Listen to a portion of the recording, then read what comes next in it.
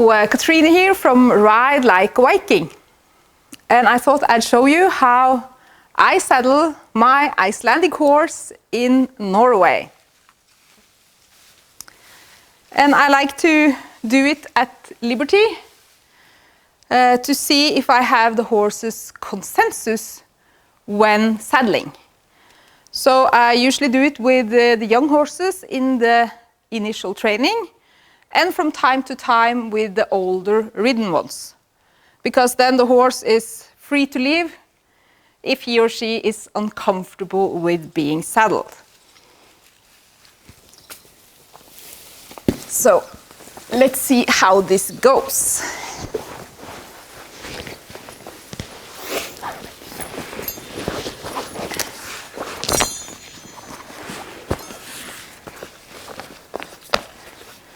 He doesn't seem to mind. At least he's not moving.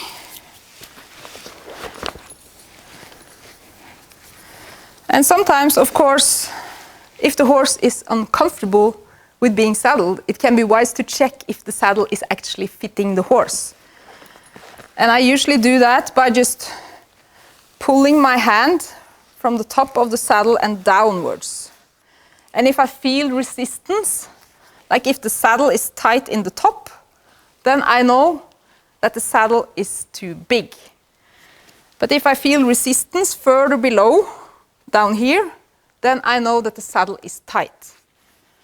But to him, I can easily kind of put my hand between him and the saddle, and it glides underneath like this. So it shouldn't be either too big or too small.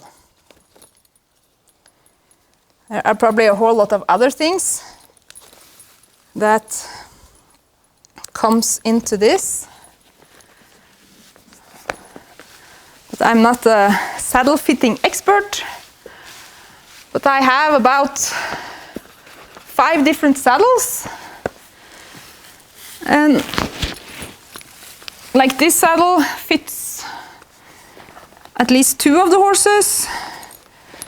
And then I have another one who fits at least 2, and the third one. So I have different types. And he's an Icelandic horse, and he's gaited. So I think we kind of put the saddle maybe a bit further behind on the horse than what's common with other breeds. But that is to have the shoulder movements of the horse free, so that he has freedom to move his shoulder, because if the saddle was up here in front, it would constrict or restrict his shoulder movements. So we don't want that.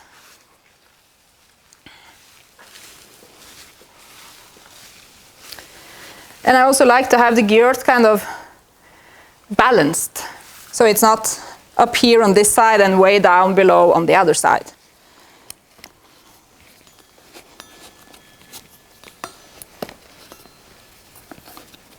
Like this. And when I saddle at liberty, I don't put anything on the horse's head. I start with the saddle, just to make sure that the horse doesn't think that he or she is tied. Because when they are tied, and especially when they are cross-tied, the horse can't really communicate with us, because they communicate a lot through their body language, and especially in the way they are holding their neck. I think he's kind of communicating that he's very relaxed, which is a good thing. I'd like my horses to be relaxed while I'm saddling and mounting, and rather be forward when riding.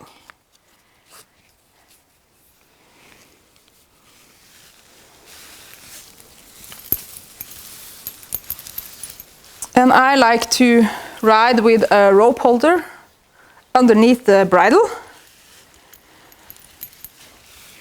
And that's mainly because I think most nosebands, they are constricting the horse from opening the mouth and releasing tension through the mouth, and which makes them able to hold quite a lot of tension in their jaws.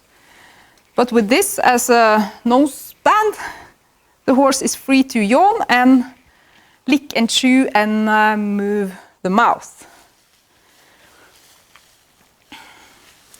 Plus I have then a couple options for how I can attach the reins.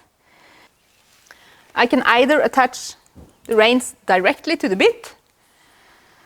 That's like for fine riding in the arena or when working on something.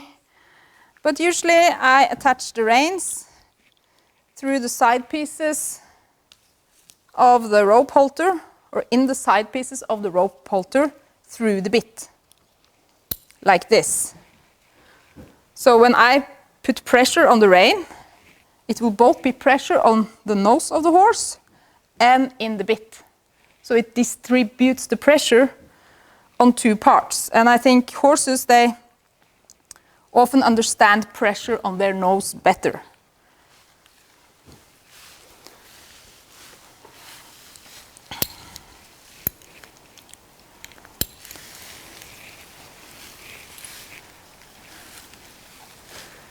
And now he's saddled and ready to ride.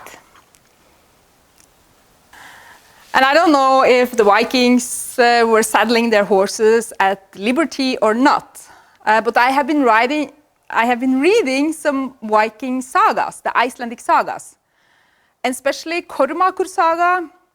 You have a part in the saga where he actually flings Njarvi off his horse's back. And what Kormakur says to Njarvi is that this is what you get for holding as tight to your shield as to the reins. And that tells me that the Vikings, you were not supposed to hold tight reins. You were supposed to hold your shield tight and your spear tight, but not the reins. The reins were supposed to be loose, and the horse, I think, was supposed to be like self-controlling and not controlled by the rider. So, at least in my mind, the Vikings who used their horses in battle and work and daily life, they were very much concerned about having a self-controlling horse that you could ride on loose reins.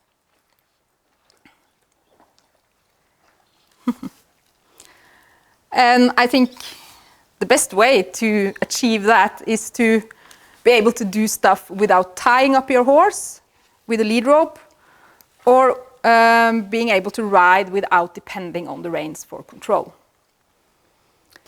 And I think the best way to be able to do that is to make your ID the horse's ID by giving choices. Yeah. So like if he was not thinking it was a good idea for me to put on the saddle, then when I was coming with the saddle, he would probably leave. And then I would let him leave and make it not very much work, but maybe a little bit of work. Something I would do anyway, like ask him for trot or something. And when he then relaxes and is comfortable where I'm going to saddle him, I try to put the saddle on again. And if the horse leaves, I then put the horse to work and do something I would do anyway. And this can go on a couple of times until the horse understands that it's better to just stand where they are than to go running off.